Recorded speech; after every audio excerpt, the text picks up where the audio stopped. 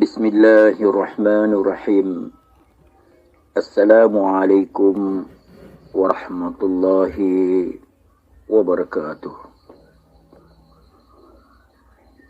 Saya Haji Awang Sapri bin Haji Awang Halil daripada Sri Aman, Sarawak, mengucapkan syukur kehadrat Allah Subhanahu wa taala kena dengan limpah kurniaannya apa yang saya cari selama ini.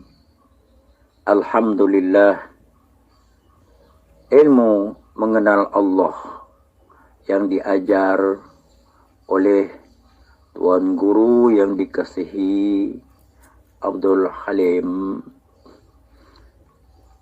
Saya ingin mengucapkan ribuan terima kasih di atas segala ilmu-ilmu yang diterangkan. Alhamdulillah. Jadi, saya ingin bertanya kepada Tuan Guru mengenai jika saya ingin hendak berbaiat kepada Tuan Guru, bagaimanakah syarat-syaratnya, dan jika saya ingin hendak memberi sedikit cendera hati, dan saya mohon kepada Tuan Guru untuk memberi saya akaun bank rakyat Indonesia supaya senang saya menghantar sedikit cendera hati untuk Tuan Guru. InsyaAllah, mudah-mudahan ilmu yang dicurahkan mendapat keberkatan daripada Allah Subhanahu wa taala. Itu saja dulu Tuan Guru yang saya kasihi dan saya sayangi. InsyaAllah, mudah-mudahan kita diberi kesihatan, diberi umur yang panjang, kita berjumpa lagi. Assalamualaikum warahmatullahi wabarakatuh.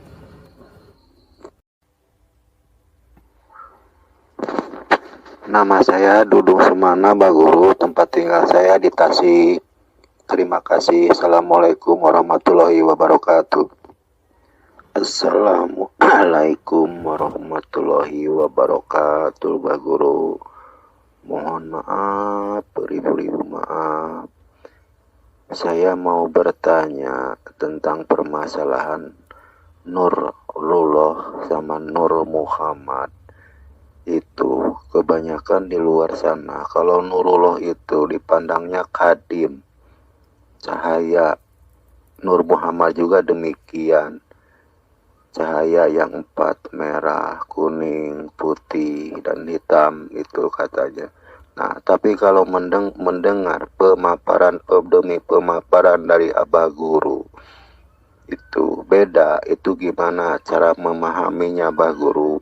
Saya mohon sekali pemaparan dari Abah Guru. Sebelum dan sesudahnya saya ucapkan banyak-banyak terima kasih ke Abah Guru telah membimbing saya, meskipun lewat video-video dari YouTube, meskipun lewat dari WA. Saya mohon doanya dari Abah Guru. Mohon doanya dari Abah Guru. Terima kasih Abah Guru. Assalamualaikum warahmatullahi wabarakatuh. Assalamualaikum warahmatullahi wabarakatuh. Bismillahirrahmanirrahim. Ashhadu an la ilaha illallah وأشهد أن محمد رسول الله. اللهم صل على سيدنا محمد وعلى آل سيدنا محمد Rabbi shrah li sadri wa yassir li amri wahlul 'uqdatam min lisani yafqahu qawli. Amin. Bismillahirrahmanirrahim. Alhamdulillahi rabbil alamin. Di pagi yang indah dan cerah ini, semoga para penyimak setia channel Uripe Allah, semoga kita semua selalu di dalam bimbingan Allah Subhanahu wa Ta'ala. Semoga kita semua selalu disehatkan jiwa dan raga oleh Allah Subhanahu wa Ta'ala. Amin ya rabbal alamin. Alhamdulillahi rabbil alamin. Kali ini ada dua pertanyaan dari dua sahabat, yakni dari Malaysia dan dari Indonesia. Saya jadikan satu videonya. Alhamdulillahirabbil alamin. Apakah yang dimaksud Nurullah dan Nur Muhammad? Banyak sudah bahasan-bahasan tentang Nurullah dan Nur Muhammad di luaran sana. Akan tetapi di sini kami akan menyajikan yang sesimpel-simpelnya, yang sesederhananya. Bismillahirrahmanirrahim. Iqra' kitabak. Bacalah kitabmu, bacalah dirimu, bacalah asal usulmu. Jadi pada intinya mengkaji hakikat dan makrifat itu tidak mengkaji orang lain, tidak mengkaji atau menilai diri orang lain. Akan tetapi di dalam hakikat dan makrifat adalah mengkaji diri kita sendiri. Alhamdulillahirabbil alamin. Sebelum Nur Muhammad terjadi, maka Nurullah yang awal, Nurullah berganti nama menjadi Nur Muhammad. Yang pertama Nurullah. Hayatullah berganti nama menjadi Nur Muhammad. Kemudian setelah Nur Muhammad berganti nama lagi menjadi Roh. Kemudian setelah Roh berganti nama lagi menjadi jasad, badan. Pada intinya badan inilah syariat, roh itu toreko, Nur Muhammad adalah hakikatnya, Nurullah sebagai ma'rifatnya. Ini satu kesatuan yang tidak bisa dipisah-pisahkan. Selama ini kita mengira, selama ini kita menyangka syariat itu, badan itu lebih wujud daripada toreko, yakni roh. Selama ini kita menyangka badanlah yang paling wujud ketimbang roh, ketimbang hidup. Selama ini kiblat kita hanyalah kepada laku-laku badaniah, laku-laku lahiriah, laku-laku syariatnya saja. Semua ternilai hanyalah laku syariatnya saja, yakni mencontoh apa yang dikerjakan oleh syariat atau oleh lahirnya Kanjeng Nabi Muhammad sallallahu alaihi wasallam saja, yakni mencontoh gerak-gerik laku badaniahnya. Tetapi selama ini kita luput mencontoh iman atau keadaan hati Kanjeng Nabi Muhammad sallallahu alaihi wasallam dikala mengabdi kepada Tuhannya. Marilah kita buktikan apakah benar syariat itu lebih wujud daripada toreko. Badan itu lebih wujud daripada roh, daripada hidup. Selama ini kan kiblat kita hanya kepada badaniah sebagai salib-salib yang kita sembah selama ini. Kita menilai sebuah ibadah, ketaatan ataupun kemaksiatan ataupun keburukan semua ternilai hanya sebatas badaniah seseorang saja.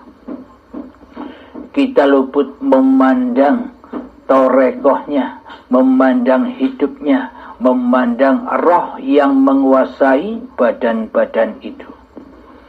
Marilah kita buktikan apakah benar bahwa badan atau syariat itu lebih wujud daripada torekoh atau hidup roh.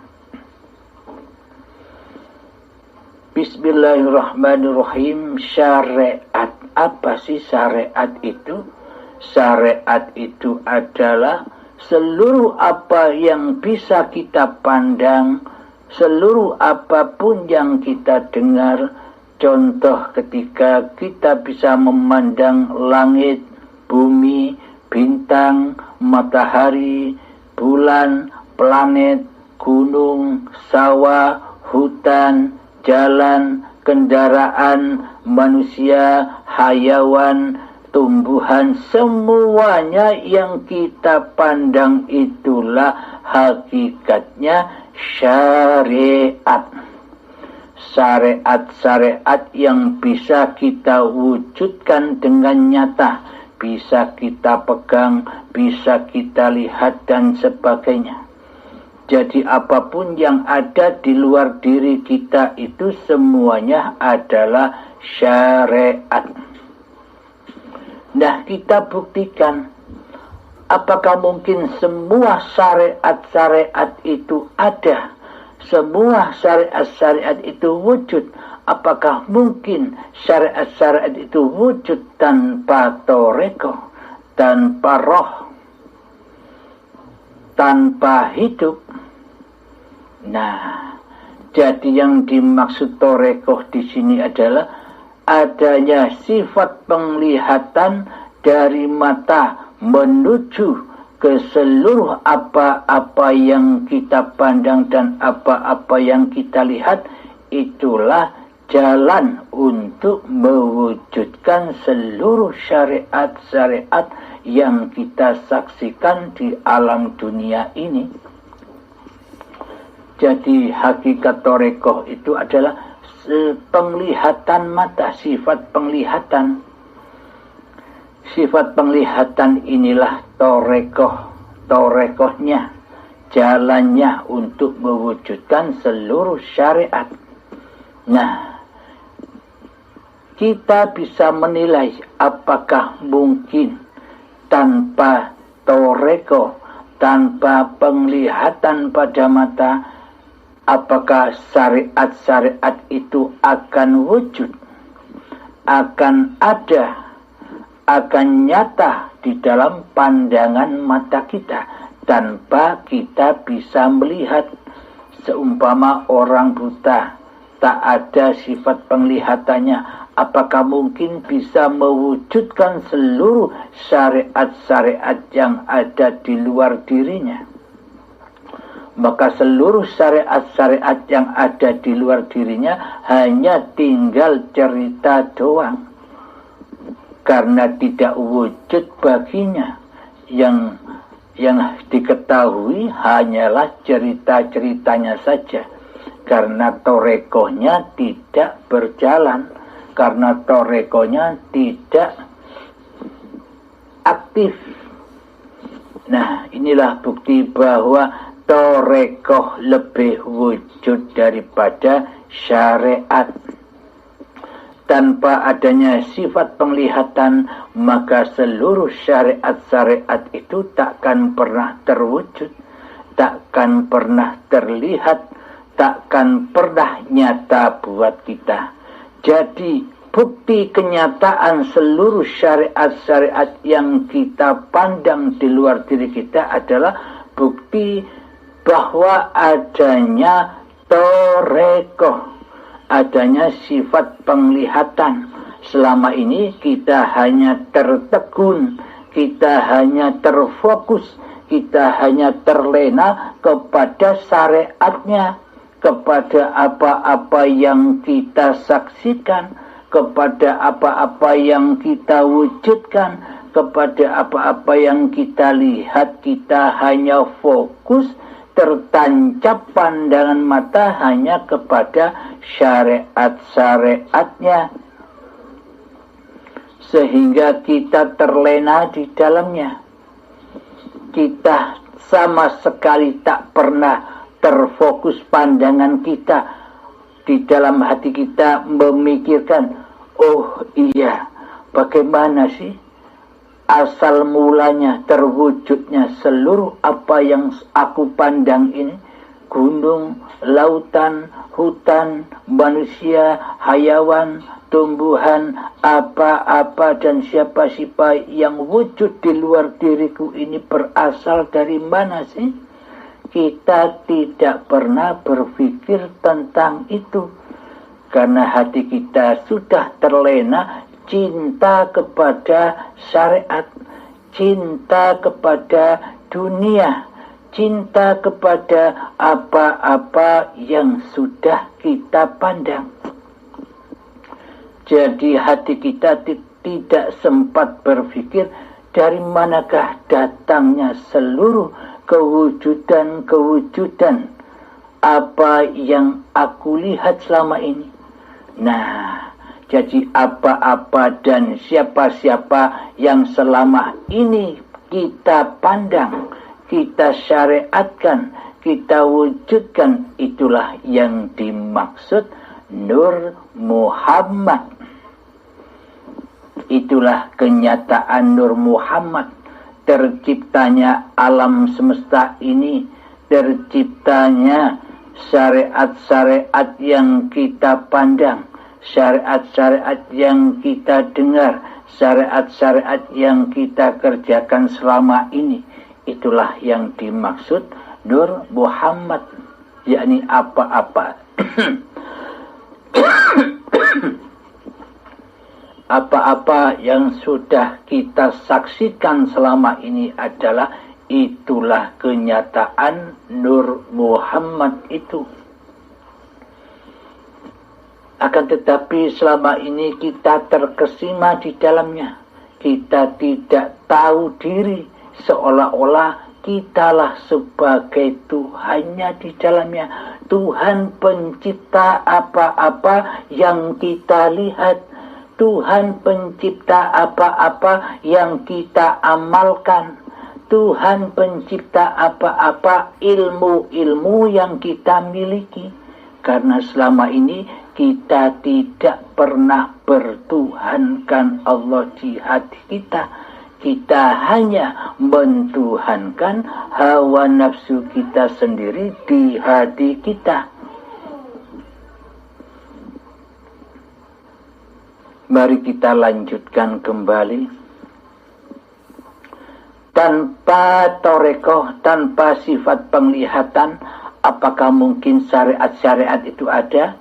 Jadi terwujudnya seluruh syariat-syariat yang ada di luar diri kita karena adanya jalan untuk mewujudkan mereka semua, yakni torekoh, sifat melihat pada mata.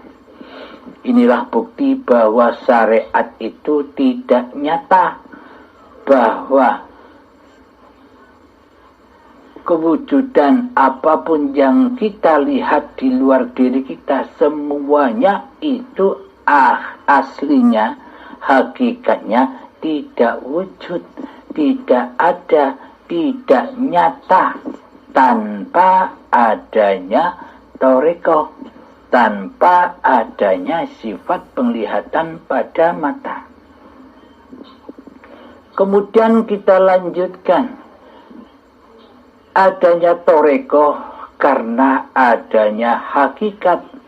Tanpa ada hakikat, maka toriko tak akan terlahir, apalagi syariat. Nah, hakikat yang dimaksud hakikat itu apa? Hakikat adalah badan manusia, inilah yang dimaksud hakikatnya. Badan beserta alat panca indera yang ada di dalamnya. Inilah yang dimaksud hakikatnya, yakni Nur Muhammad inilah lambang badaniyah manusia. Nur Muhammad inilah lambang zahiriyah Muhammad Rasulullah sallallahu alaihi wasallam. Jadi setiap badan-badan manusia itu adalah hamba Allah. Muhammad Rasulullah, badan-badan yang diutus oleh Allah, badan-badan yang dicipta oleh Allah, badan-badan yang diperjalankan dan yang dibimbing oleh Allah.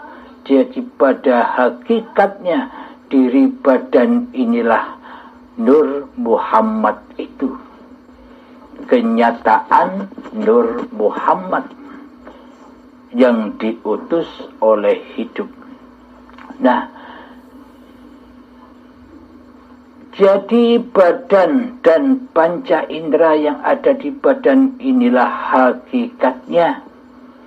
Tanpa adanya hakikat, maka torekoh, sifat penglihatan, jalan untuk mewujudkan syariat-syariat yang ada di luar diri kita, maka takkan ada semua.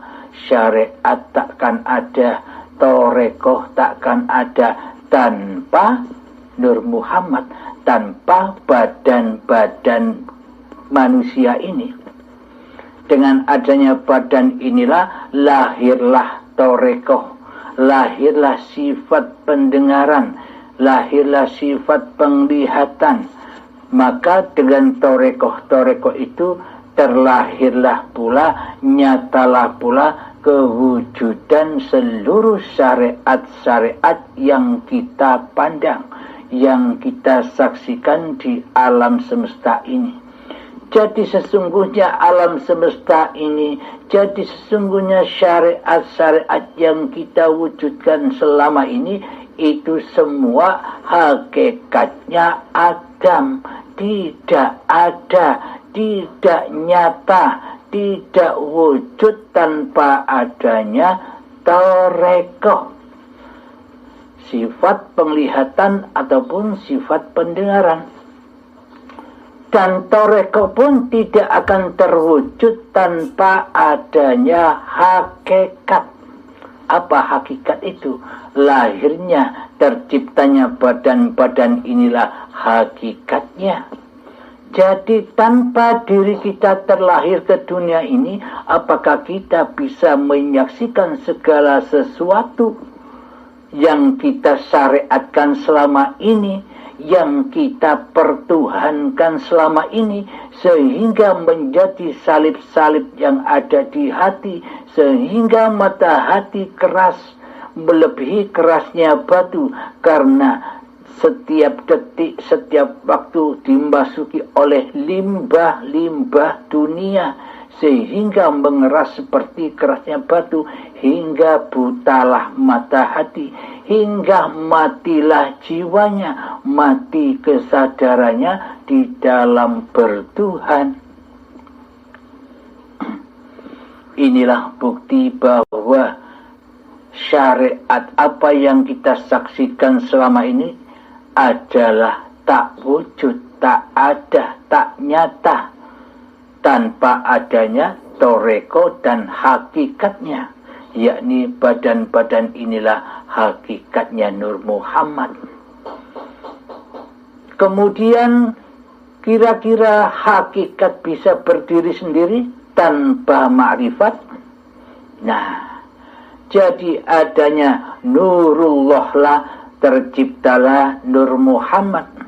Jadi adanya Hayatullah lah, terciptanya cikal bakal badan manusia yang dari tanah ini, sehingga diperjalankan oleh Allah di suatu malam dari Masjidil Haram hingga Masjidil Aqsa yang diberkahi, yakni cikal bakal badan ini dicipta dari Masjidil Haram, yakni dari tanah, dicipta, dibimbing, diasupi makanan, dikasih sayangi, dijaga oleh Allah hingga diperjalankan sampai menjadi bayi yang suci. Bayi yang suci itulah maknanya Masjidil Aqsa yang diberkahi. Haulahu linuriyahu min ayatinya, supaya mereka bisa menyaksikan ayat-ayatnya Allah. Jadi pada hakikatnya syariat-syariat itulah ayat-ayatnya Allah. Apa-apa yang kita pandang selama ini, langit, bumi, galaksi, planet, matahari, bulan, lautan, pegunungan, dan sebagainya, itulah merupakan ayat-ayatnya Allah. Ayat-ayatnya hidup, bukan ayatnya manusia, karena manusia sejatinya tak ada, tak hidup. Maka dari itu terciptanya hakikat badan-badan ini, terciptanya Nur Muhammad karena adanya Nurullah yang memperjalankan sehingga ganti nama Nur Muhammad, sehingga ganti nama Roh, sehingga berganti nama jasad, yakni wujudnya jasad ini selama ini. Bagaimanakah caranya pulang kembali kepada Allah? Ya, kita harus kembalikan lagi bahwa seluruh syariat-syariat yang ada, bahwa seluruh toreko-toreko yang ada, bahwa seluruh hakikat-hakikat yang ada, seluruhnya hanyalah milik Nurullah, milik Hayatullah. Jadi jangan diaku-akui manusianya lah sebagai pemilik hidup dan badan ini. Inilah penjelasan singkat tentang Nurullah dan Nur Muhammad. Jadi pada hakikatnya Nur Muhammad itu adalah seluruh ciptaan-ciptaan Allah, makhluk-makhluknya Allah. Alam semesta inilah Nur Muhammad. Sehingga ketika alam semesta ini tercipta, maka diciptakanlah kehidupan makhluk di dalamnya. Alhamdulillahirabbil alamin. Dengan demikian, dengan keterangan yang singkat dan sederhana ini, Anda atau kita semua bisa menyimpulkan pertanyaan-pertanyaan yang bergelayut di dada kita selama ini.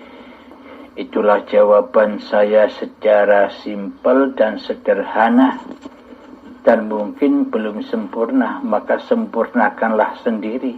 Carilah referensi yang ada di luar sana. Namun bagi saya tidak serumit yang dikira banyak orang.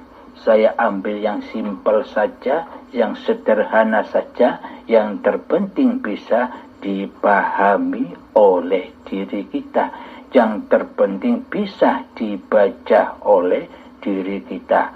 Iqra kitabak, bacalah asal usulmu, hanya itu saja.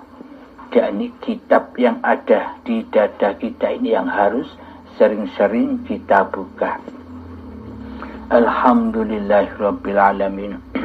Untuk pertanyaan kedua dari saudara saya yang dari Malaysia, bagaimanakah cara berbaiat?